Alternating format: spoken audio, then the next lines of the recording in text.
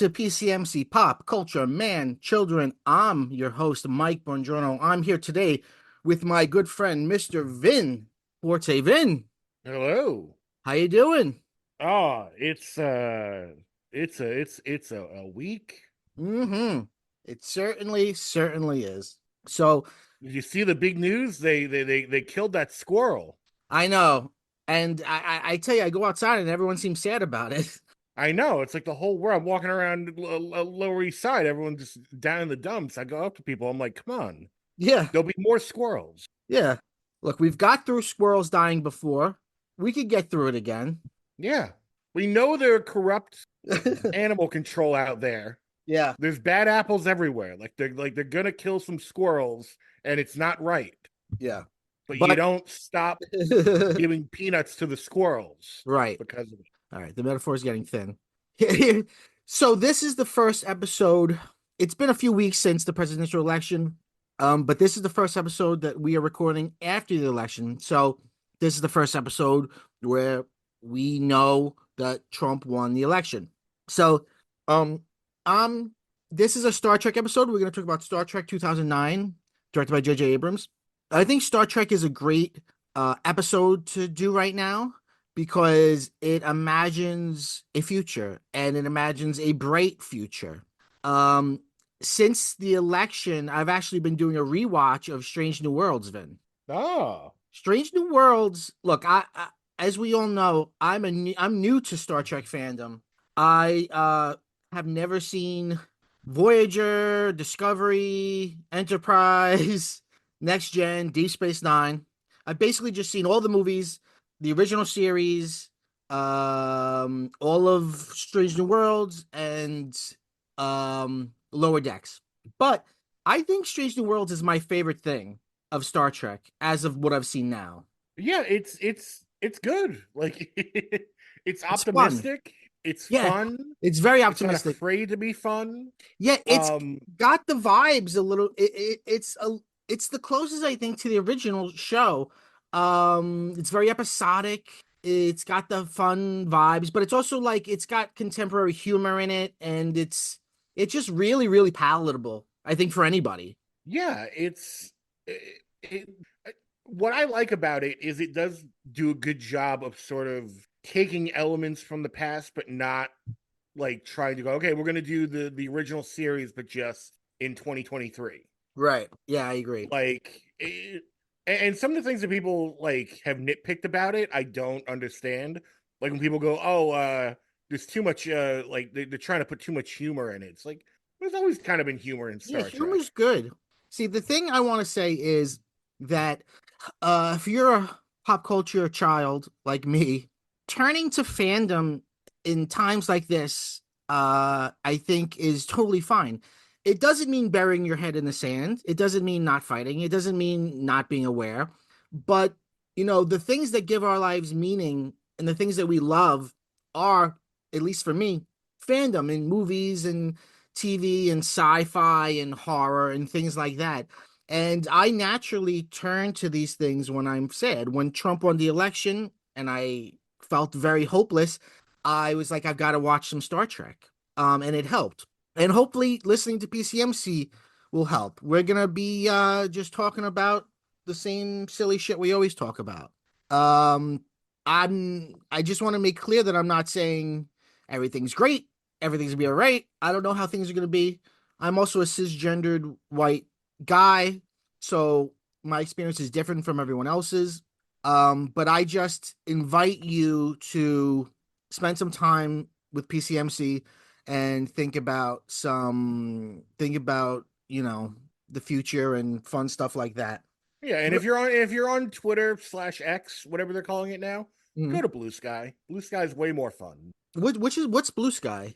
Blue Sky is an open source app that is basically, it was founded with basically the original creator of Twitter, that guy Jack Dorsey. Like, Uh-huh. he cashed out some of his money from Twitter and used it to create Blue Sky, which is Oh, like it's like what Twitter used to be. that's incredible. Yes, do that. So like a lot of, and I've noticed because a lot of people have been jumping over to Blue Sky in the past week, and there've been people there this whole time, it's obviously a much smaller community. Maybe that community is going to grow a little bit more now.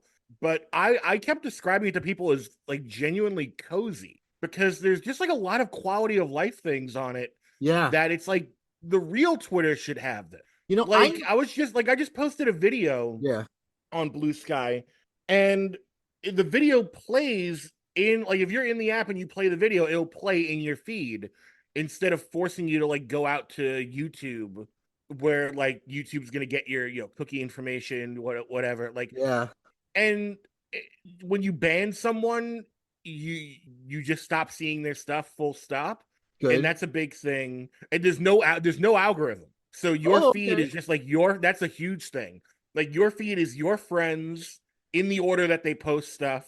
There is a discovery feed that shuffles it a little bit Yeah, based on like what's hot and what's not, but it's all in your feed. It's like what you choose to see. that's Like one awesome. of the like just to put a point on it, like one of the big things going on X in the past month was Elon Musk changed the block feature so that when you block someone, it doesn't mean that you can't see that they can't see your stuff anymore. That's fucking Like ridiculous. they can still see your stuff, but you just can't interact with each other. They can't comment on your stuff. They can't DM you. Yeah, you know So what? I'm so happy obviously, that I like, was never a Twitter guy. I yeah, never got into it, and now that it's a fucking cesspool owned by an asshole, I am so I'm like good. I'm glad. I don't have to miss it. yeah, because it's like all these people because they're claiming that the reason they do that is because they want freedom of information. Like they don't want people just like blocking stuff that they don't want to see like politically to shut themselves out. Like they want you to see, but it's all just a ruse to see Trump stuff. Right, right. Of course, of Because they want course. you to see the Trump stuff. And then, of course, the big elephant in the room, like, if some creep is, still able to see a woman's photos, Disgusting. like the block button means nothing now to that Right. person because, like, they're still going to go and creep out on your photos. Great, great, great.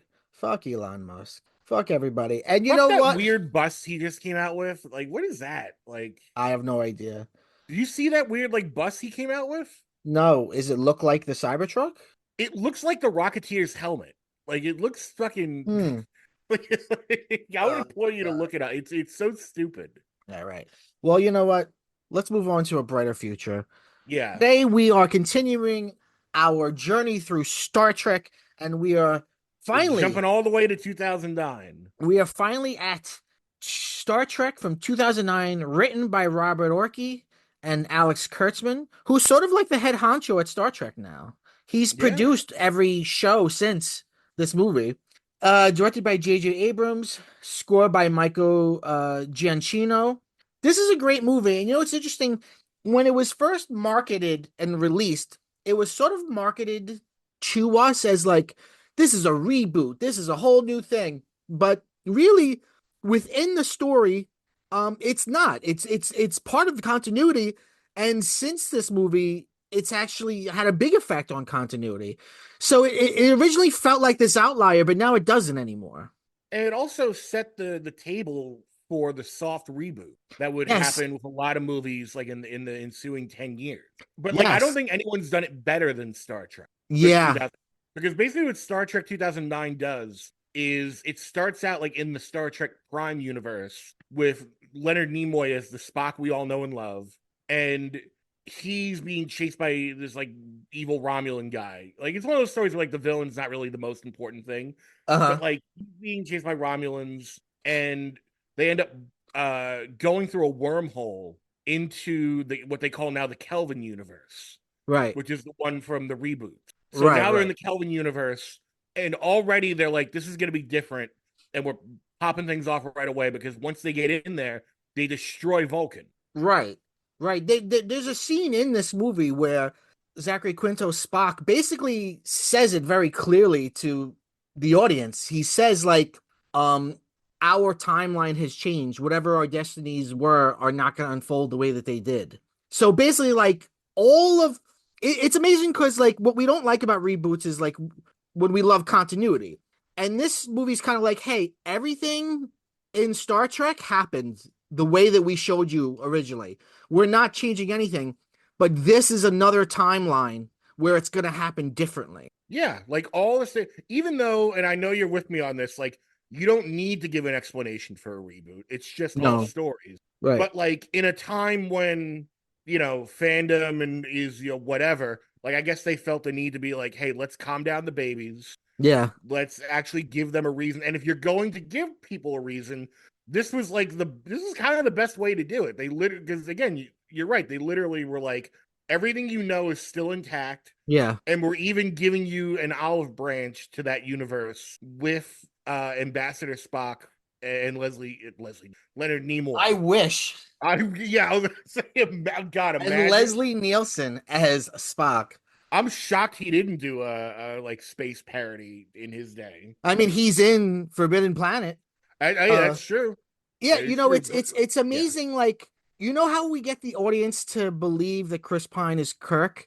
We have Leonard Nimoy right there as Spock calling him Kirk. Right? yes, Of course he's Kirk. Spock just called him Kirk. That's Spock. You know Spock. He just called him Kirk. yeah. And now It's almost like Spock is there to give you permission to yes, like these new characters. Like, yes, because there's definitely people out there that if they hadn't done that would have been like, I kind of like it, but it's not the thing I know. And it's like, no, here's the guy. Even more than Shatner as Kirk, Leonard Nimoy as Spock is like the guy right. that's like beloved in the franchise, and And I think he's the it's one telling you that yeah. this is okay. And I think it's smart that they had him in this instead of William Shatner. Yeah, I don't. He would not have. I don't see that going well. Yeah, right, because he's such a weird guy. Um yeah, it's like well, it's a little bit like Han Solo in The Force Awakens, which obviously is the same director. Like it's better to have like a kind of the most important not protagonist so we can buy Yeah, into the new protagonist. right. Because if Luke's there, you're just gonna be like, well, I want to see more of Luke. Right. That's why Luke's really not in The Force Awakens, but in every draft he came in later and later. Like originally he did come in halfway through, but they said that they kept having this problem that once Luke came in, like no one would care about Rey anymore. So they had to just keep pushing him and pushing him and pushing him and then make it Ryan Johnson's problem. Um Yeah. Well, it's funny we talk about Star Wars because the biggest sort of elephant in the room with this movie is that it succeeded by making Star Trek like a little more like Star Wars. yes. It was a little more like a little more action packed, a little more dynamic, Right. and like everyone kind of walked out of that movie being like, "This is the guy." Like if they're gonna bring back Star Wars, which wasn't around at the time, like this is kind of the guy to do it. Yeah. But there was at the time and still now strong critics of this movie. Oh yeah, but those Especially people are kind of babies. Like, because I like if someone can come to me with a legitimate criticism about what the movie set out to accomplish, not what you wanted, right. because there's plenty of people out there that are like, and I know the big criticism is like, well, it dumbed down Star Trek. Okay, Mr. Highfalutin, like everything's got go throughout. Let's parse out every episode of every piece of Star Trek history, and let's see how many things don't make sense. Sure, right.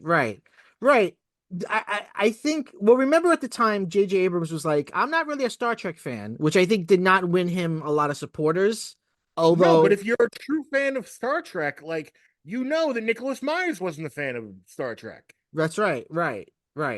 Um, Watching it again today, and I've seen it a bunch of times because it is a super fun movie. Watching it again today, my only real criticism is some of the way Kirk acts is super 2009. Like wanting to buy Uhura a drink and she says no, and he just keeps trying anyway. Or he grabs her tits. Like he's really kind of like gross in this. Yeah, It feels like they leaned into that one part of Kirk super hard. He's like Zach Morris more than he's like Captain Kirk. And it's a little bit like, oh, this is very 2009. yeah, I could see that. They definitely made him aired on the side of like, oh, this is a young Kirk. This is a Kirk that doesn't really know the rules yet, Right, and that right, was right. their sort of shorthand to show that he's like super immature. Right. But Like I when he see, beats the code, like I will grant you that there's some touches that like don't feel right. Like there's this like one of the small things to me, if I did have a nitpick, was uh-huh. there's a part where he beats the Kobayashi Maru, Yeah. which you're not supposed to beat because it's supposed to be like this test that you take where the quote unquote answer is you sacrifice the ship for the betterment of winning the Mhm. battle. And he tricks it so that he wins. Right. And there's But a he part where said he's like, he did say that in Wrath of Khan. he did right, but he said it in Wrath of Khan. In the 2009 movie, he's like eating an apple and like showboating afterwards. Right, right, It's right. Yeah.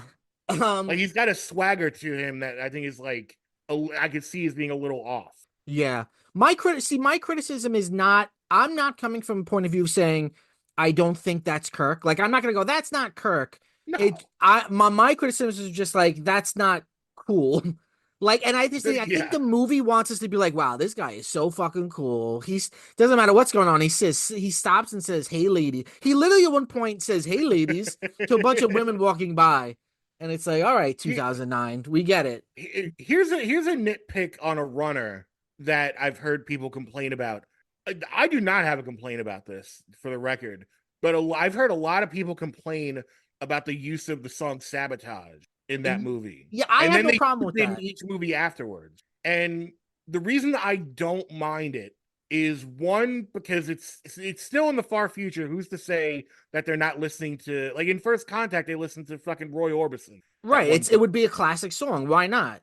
Yeah, and then also it is like for real hardcore fans, like the deep cut of them using that song is because Kirk always mispronounced the word sabotage. Yes. Yes. He said it wrong and then someone corrected him and he decided instead of admit being wrong, he would dig his heels in and say it wrong for the rest of his life. Yeah. It's also a touch of J.J. Abrams because J.J. Abrams loves the Beastie Boys. BB-8 from Star Wars is named after the Beastie Boys. Yeah. There's also a character, a pilot in The Force Awakens called Ello Asti after Hello Nasty. Yeah. So it's a director's choice. I have no problem with that.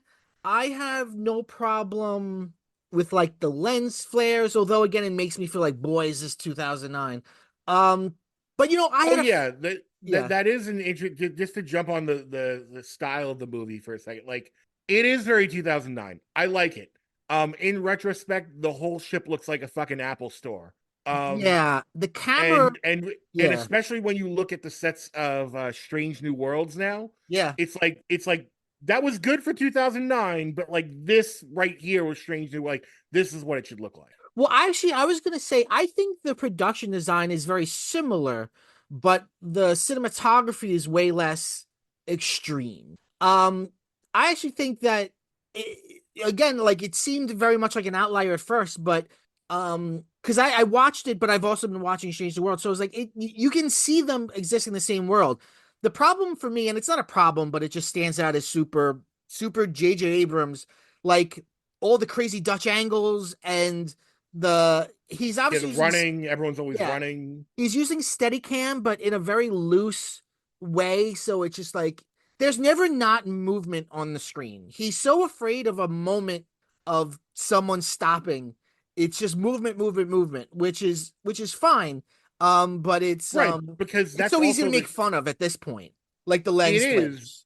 but honestly, like that's also the strength of this movie is that Yeah, you're always going from one thing to the next. Like there's never not something propelling you forward. yeah, Like this happened, like there's an explosion which causes this person to go to this place and meet up with this person. And now that these two characters are together, they're gonna figure out how to get from B to C. yeah. And like there's always something moving you forward. Like I remember walking out of that movie and being like so pleasantly surprised because Uh-huh. I don't think there was like that much hype for the movie either. Like I recall going into I saw this movie like midday. Like I was Hmm. waiting to get like my car fixed and they're like, "Oh, it's going to be, like 8 hours or whatever." And Yeah. I was like, "Oh, let me go to the movies." And I saw the movie. I was just like, "This is great. Like I hope more people are talking about this." Like Yeah, yeah. But it's a Star Trek movie that's not necessarily made for Star Trek fans. But I right. think if you're open-minded enough to just enjoy life, I mean, why not get joy out of it? It's obviously a very fun movie. Um, like like, look, I mean, one of the flavors of Star Trek, right, is that it could be very contemplative and Mhm. have something to say, morally, ethically, philosophically. But I don't think that precludes it from having fun. And, that's what this movie wanted to do. It wanted to have fun. Yeah, wanted to have a little fun, establish uh new new versions of old characters, Yeah. and and set up a new world, which I think they're still talking Yes. about doing a fourth movie. I don't know if that's ever going to happen, Yeah, it's been but a while since the third. the three movies we got have been pretty good. And to what you Yes. were saying before, the weakest one I think in most people's minds is the second one, Into Hmm. Darkness, because that's the only one that strays like too close. It gets a little too close to like being a total retread Right. of Wrath of Khan. Right. Yeah. For me, I like that one a lot. For me, the third one is to me the weakest. But in All general, I right. like this series, and I do wish there was a fourth one. I'd love to see a fourth one. I think they nailed the cast. Like the Yeah, cast is, Carl Urban, I yeah, think. Today I was looking at Carl Urban, and I was like, he's what he's doing is kind of corny. He's kind of doing a DeForest Kelly impression, but I also was won over by it because he's so doing it. Like yeah. you get the feeling like he could have done anything. He could have been like the sexy McCoy, and the actor was like, you know what? I'm gonna be McCoy, and he really does it in an almost like selfless way, like really goes for it. And I think he's obviously having a lot of fun doing it too. Oh yeah, and I think I just think everyone like was just it was just a well cast. Like I think you couldn't like Kirk was cast very well, but I think in a way that he wasn't doing it, and like sort of opposite to what you're saying about Bones. Yeah. Chris Pine was not doing an impression of William Shatner. At all. Not at all. And I'm glad that Star Trek has kept up with that, where they haven't looked to see like, oh, we're gonna get the next William Shatner. Because even in Strange New Worlds, like they have a Kirk in that, but he's like almost nothing. Like He's he very gets the different. mannerisms, but he's Right. very different. Right. He's very he at first I almost complained about it. I was like, why? But now I see like the brilliance of it. Because it's just like he's the character, not the actor who's playing the character. What Right. do you think about Zachary Quinto's Spock? Because I'm torn about it. I don't. He's doing this high pitched, and I'm not the first person to make this criticism. He's doing this high pitched voice, which is not necessarily his own real voice. And I don't totally get it, especially because Spock obviously has a low voice, and we see Leonard Nimoy in this movie, and he interacts with Leonard Nimoy in this movie. I don't understand. It's a weird choice that I don't know if I like. I think the it is interesting because like I think the Spock's voice just in general is one of those. It's almost like a Mandela effect. Like if you told someone to do a Spock impression, I bet like 7 out of 10 people who know who Spock is would not like they would not think to go like they wouldn't think to Uh-huh. go low with it. Right. So I think they were in directing Zachary Quinto's voice. I think they had him sort of do just sort of more like the general Spock impression Mm-hmm. Mm-hmm. because He's whereas kind I of think doing in like a Strange New nerd Worlds impression. Like he's I'm a doing a nerd nerd. impression of Spock. Right. Whereas I think the guy on Strange New Worlds is doing like you can tell he's doing a low register Spock. Like Yeah. he's got But it a that's little close. Ethan Peck, and he's the grandson of Gregory Peck, who Yeah, was also an actor who had a very deep voice. So it's sort of yeah. natural to him. I like Ethan Peck's Spock a lot more than Zachary Quinto's Spock. This movie does something interesting where, for a long time, crazy old Gene Roddenberry was like, we gotta do Star Trek babies, we gotta do them in the Academy. And it was kind of always like, get out of here, Grandpa. But this movie kind of does it a little bit. It begins with both Kirk and Spock as kids, and kind of how they're both kind of outsiders. Spock is picked on because he's half human and he has emotions, but he tries to hold them back. And it's Mhm. and of course Kirk is like, his dad died and he grew up with his mom and I guess some shitty stepdad. So we first time we see him as a kid, he stole a car and he's listening to Sabotage, and he fucking drives his stepdad's car classic car off a fucking cliff, and then 2009 slow mo jumps out of it, and it really says like these two are the protagonists together, Yeah.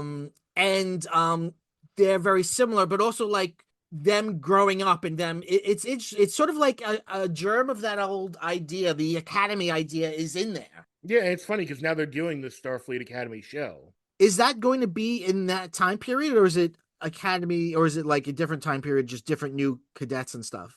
It's gonna be at the very end of the timeline, like where Discovery left off. That's good. So you're in fresh territory. Yes, yeah, that's exactly my thoughts. Exactly, I think that was a great call by them Yeah. because it frees them up to like, okay, what if people fall in love with these characters? And they've already said it's getting a season 2, so like they're very high on this show. Like, Okay.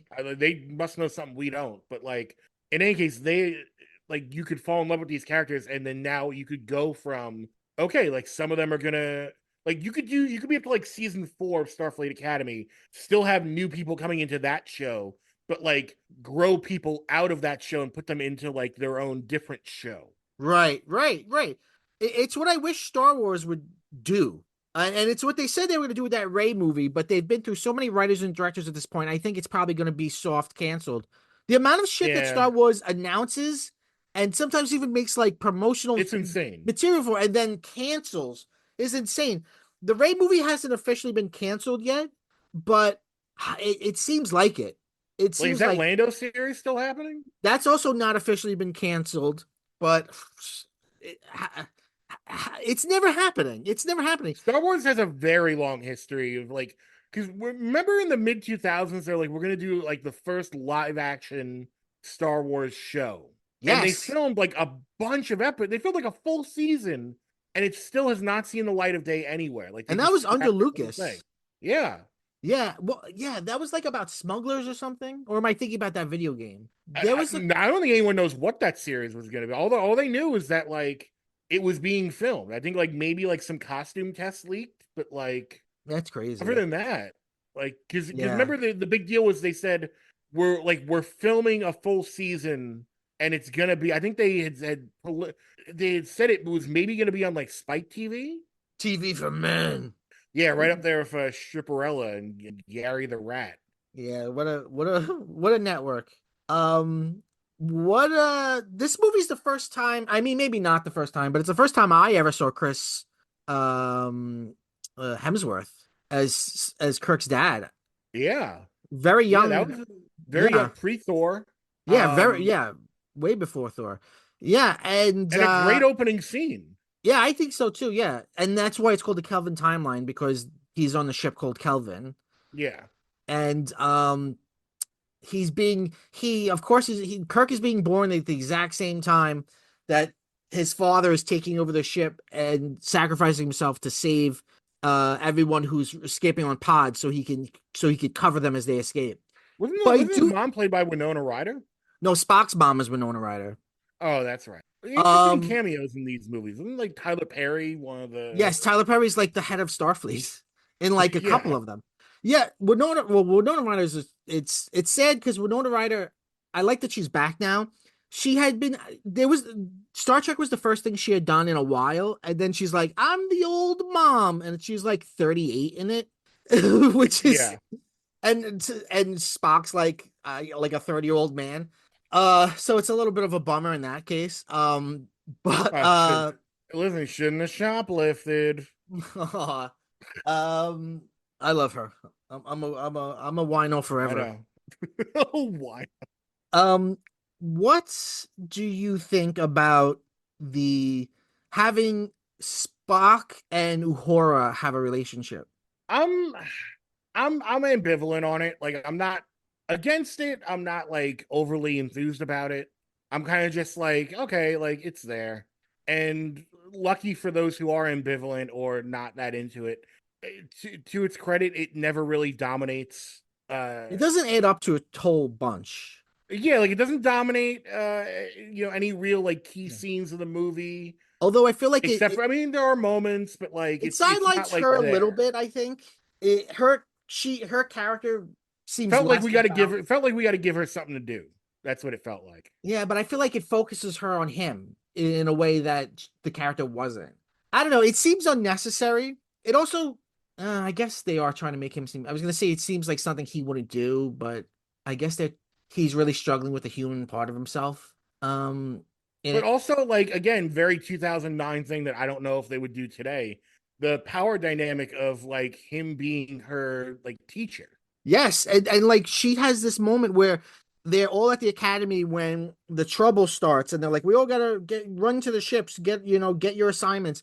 And she's put on a different ship, and then she comes up to Spock, and she's like, "I want to be on the Enterprise." And he was like, "I thought it would look bad if you were on the Enterprise." And she was like, "I want to be on the Enterprise." And then he puts her on the Enterprise, which is like, yeah, it's weird.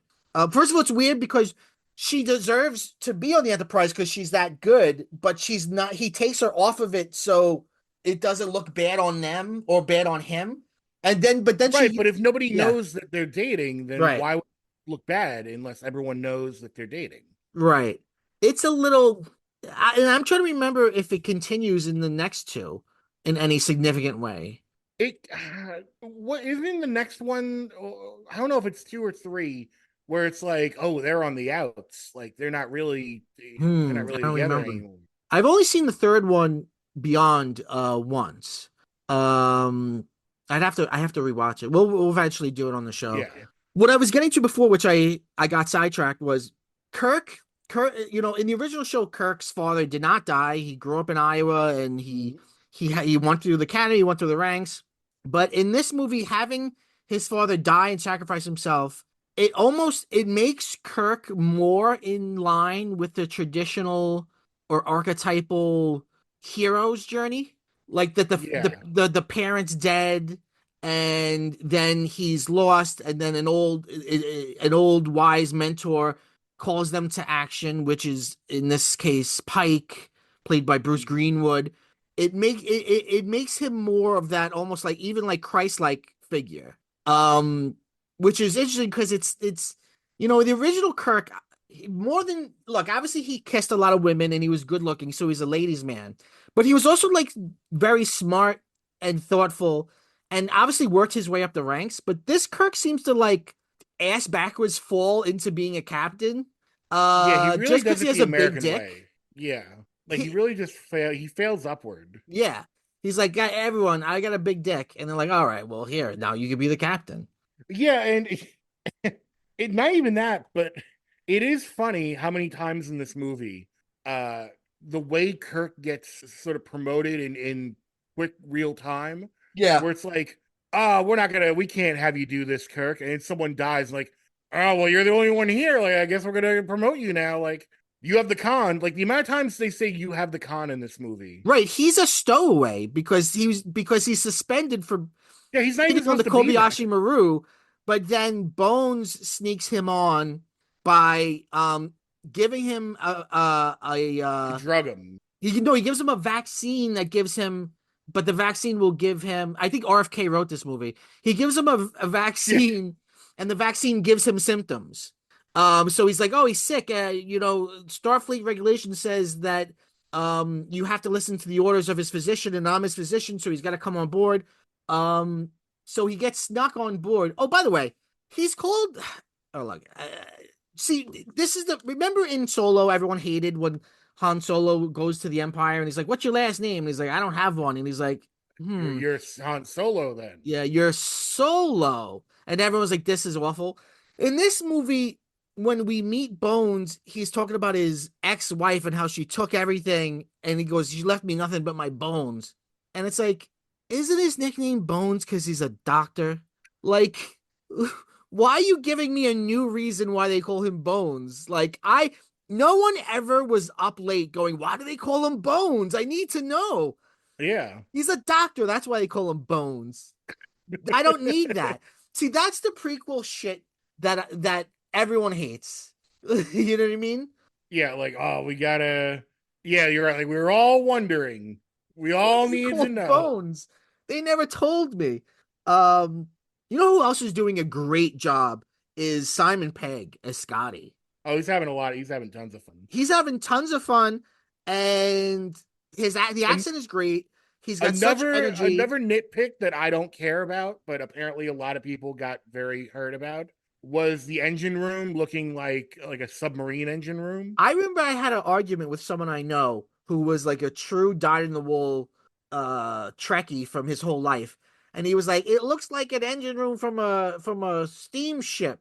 And it's like, all right, I get it. It's supposed to be a warp core, whatever, but fucking JJ don't think that way. JJ just wants to do the set piece where they are beamed in, but by accident Scotty's beamed inside the water tank and Kirk has to, it's all Yeah, kinetics maybe with there is a warp core somewhere that we didn't see, that maybe in the but like Kelvin they timeline there landed in the is. coolant, but like Yeah, they landed in the coolant system yeah. where the water is cool. There's your answer. There's your fake answer, so you can fucking enjoy this movie. You know, look, PCMC is a place of love for nerds and fans and fandom. But the type of one of the things about fandom that I always hate is when people are super OCD about it. And I have diagnosed OCD. I take medicine for OCD. Like I have like I can't, like if there was a napkin on the floor, I wouldn't be able to think about anything else but the napkin on the floor. But I don't have this when it comes to fandom. Um, like I always get so annoyed with like oh, I forget his name. There's that guy who works for Lucasfilm who's the head of the story group. And on Twitter, he's constantly answering continuity questions like, well, Oh yeah, if in episode 3 R2D2 and Obi-Wan having a relationship, why when he sees them in episode 4, and to this guy's credit or discredit, whatever you want to think, he always comes up with some bullshit answer. And it's like, well, did that make you happy, that bullshit answer? right. Because Right, like you know, someone gave you the answer, but like it still might not be your answer. and you know in your heart as a grown-up person, the reason is because Star Wars was made in 1977 and episode 3 was made in 2007. That's why. They're not Yeah. real. So the continuity there'll be mistakes. A lot of people really dislike the Obi-Wan show, and I like it, but I understand why people don't like it because it breaks continuity. It bends continuity so much it breaks it. There's even a point because he goes on an adventure with little baby Princess Leia, which is ridiculous.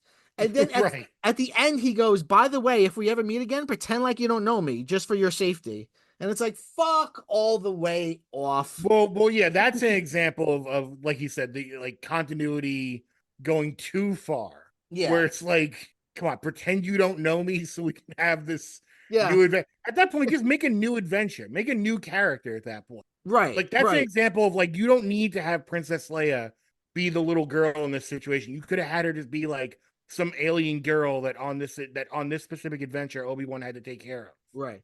But getting back to Star Trek 2009, what they do by having this be a different timeline is it's no longer a prequel because you no longer are going, okay, these characters will eventually get to the adventures I've seen. Right. Everything's different now. They could die, they could live, they could have entirely different experiences because this is an alternative universe. So it's no longer a prequel. We don't have to eventually get to the original Star Trek, Mhm. which is freeing because that's the problem with prequel stories, which is the stakes are often low if this character lives and this character dies. Yeah. Um, what else we got going on in this?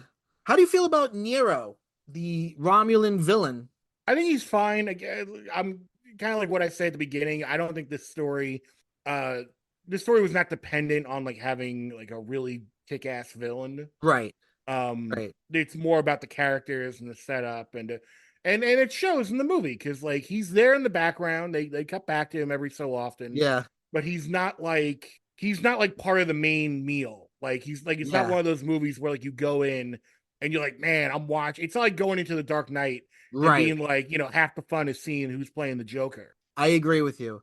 I agree with you. He makes the plot happen. Yeah, And I do think Eric Bana does a good job playing him, although he has a sort of odd accent as Nero. It is cool that it's Romulans as the villains.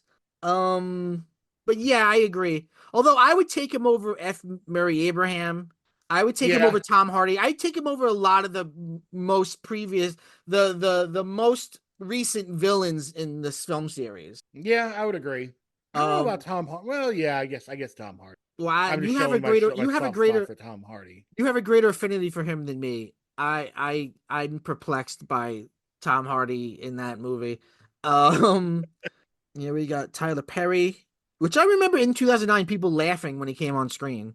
Like, Because it is it was a, just so weird to see Tyler Perry. Like, right? Because Tyler Perry like produces and directs all his own shit. So just to see him in a role, but he was also Baxter Stockman in the Michael Bay Ninja Turtles. Remember that? yeah, what a weird. He's got weird acting choices. He's like, I will only be random characters in nerdy shit. I love the score to this movie, by the way. The dun Oh, it's dun great. dun dun dun dun. And they keep that as a consistent theme throughout these three movies. Yeah, no, the score is good. Everything looks good. It looks like $1 million. Like it's just to like wrap it all up. Like it's just a fun movie. Like it's kind of like it's exactly what the doctor called for. Like at that point in time with Star Trek, Hmm. at a time when Enterprise had been canceled for a couple of years. At that point, they were sort of looking to ramp down everything and be like, and Yeah. okay, what do we do next? Like that movie was a good way of sort of getting people back interested in Star Trek. And we see where that led because now, you know, Right. Paramount Plus, like they have tons of Star Trek. There's no shortage of Star Trek going on. No. Like we just talked about, they got this Starfleet Academy show. Lower Decks has one more season going on. Strange New Worlds is it has at least two more seasons, like and Yeah. probably They more haven't said after anything that. about when it's ending. Yeah, And Strange New World is it's fucking great. You know, it's interesting. Strange New Worlds really takes the character of Nurse Chapel, who was like a semi-regular repeating character in the original series, and makes her into like a full-fledged ensemble cast member in Strange New Worlds. But it's so funny because in this movie, she's not even in it. Bones calls her name, and you hear someone off screen go, "Okay," and it's like yeah, you see. I guess it's very easy to compare Strange New Worlds and this, and I think that they exist in the same world, and I think one leads to the other. But the choices I think are so much better in Strange New Worlds. Like Bruce Greenwood as Pike, they make him like such an old man, whereas I liked the hot, super sexy Pike of Strange New Worlds, yeah. and I like their chapel, and I like their, I just I don't know, I just think that's an awesome show. Yeah, let's go watch Strange New World. When is it coming back? I think January. That's not close enough for me. Oh, this movie has a genuine mid 2000s sky beam. What? The sky beam. The villain uses a beam of light from the sky. Think about this. Think about Man of Steel. This was like the villain has a sky beam. Oh, yeah, the Yeah, red shit. The yeah. yeah. It's a very 2009 thing to do. Yeah, oh my Uh god, that I've never thought about. Holy fuck. there's a lot. I've never thought about that before. Now like all the movies that do it are flooding into my head. Yeah, I'm surprised you Thor never did thought of it. that meme. Yeah, it's a very yeah. Avengers does it. The first Avengers The movie does it. Avengers does it. You got a sky beam, nothing like a sky beam. Um, I like that the film ends with Leonard Nimoy doing the classic Star Trek monologue of space, the Mm, final frontier. It's brilliant because he's there, so it's like we got him. He's in this movie yeah. and he's got a great voice. Let's let him do it. And they save it for the end, which I think is smart. Let's see. There is a lot of fighting in this movie. Lots of fisticuffs. What do you think of Sulu? He kind of doesn't do a lot in this movie. He doesn't do a lot, but that's fine. What they do have him do, I think, is good enough. They give him a couple good fight scenes where he's got to He he, rescue he has a people. sword. He talks about being a fencer and he fights with a sword. So Yes, that's a I like that callback. they did that callback to the Yeah. series. I think Anton Yelchin as Chekhov is very good. Yeah, he really nails those nuclear vessels. Yeah. Rest in paradise. Died very young. Yeah. What else we got here? Okay. So we've talked about every Star Trek movie in chronological order. How would you rank this movie 2009 amongst the originals. amongst all of them up to this point. Yes. And you don't have to rank them all, but some would say, oh, it's not there at all. Some would say it's better. Some It's like, like top tier, some yeah, low like tier. what would you put it in your top three? Would you put it in your how I does it would fit? say it's in the upper echelon. Okay. I would say it's in the cat. It's just underneath 2, 6, and First Contact. Okay. Yes. Yes, I would agree. It's beneath those, and I would But it's add like one to far that and because I really like above. one. But it's That's definitely better fair. than like Insurrection. Yeah. Definitely better than that. Definitely better than that. All right, Vin. We did it. We didn't go through the whole story, but there's not a ton of story to go through. Yeah, Um, no, go watch the movie. Like if you're listening to this, like it's yeah. probably better we didn't go through the story. Go discover it for yourself. Go see the magic and wonder of a movie that when you look back on the history of big budget cinema is going to have a very prominent place for, again, like we said, one, setting the blueprint for the soft reboot era of franchise movies, Yeah. and also setting up a completely different resurgence of Star Wars. That's Because about true. this movie, you absolutely do not get. This was like his test footage for Yes. this was his like Do you, do you test remember for when William getting Star Shatner Wars. called him a pig? Do you remember that? William Shatner was like J.J. Abrams is a Vaguely. pig because he directed Star Wars and Star Trek. Okay, Will. Shatner hates a lot of this stuff. Like, even though like he'll show up places and stuff, and I guess That's what I'm sometimes he'll play saying. So like, nice. who is he to be like, I oh, you know. shouldn't do both? It's like you fucking avoided conventions for years. Like you Right. thought they were lame. You did that sketch on Saturday Night Live where you were like, get a life. Yeah. Well, since we're talking about franchises and we're talking about Chris Pine, I am the only person in the world that absolutely loved the Dungeons and Dragons movie. And I thought Apparently, people loved it. I don't it's think you're such the a only one fun of them. time. Vin, have you seen it? No, but I've heard nothing but like really fun rave reviews about Check it. it out. It is such a fun time. And I don't know what a movie needs to do now to be successful, but I guess it wasn't successful enough to do more. But God, I wish it was the beginning of a franchise because it was so fun. Like there's a weird category of like movies that are good that were meant to be franchise starters, but for some economic reason didn't. Like Detective Pikachu. Where's that Yeah, fucking Pokemon cinematic universe? Detective Where is Pikachu it? could do a whole episode. We should probably do an episode on Detective Pikachu because it really came out of nowhere. Because when you actually see the movie, okay, let me back up for a second. So you hear the idea of Detective Pikachu, Yes. and you hear it's based Which off is like the based on a video game. game that they Yeah. did. Yeah. You're thinking like, okay, it's gonna be like this fun little cutesy one off.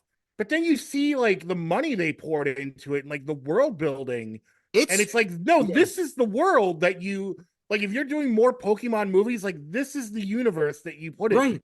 Like I'm not even a Pokemon fan because of my age. I was a little bit it didn't catch me. I was a little above it, older than it. But even as a not Pokemon fan, like the movie is amazing just for seeing live action Pokemon. And they got Yeah. that so right.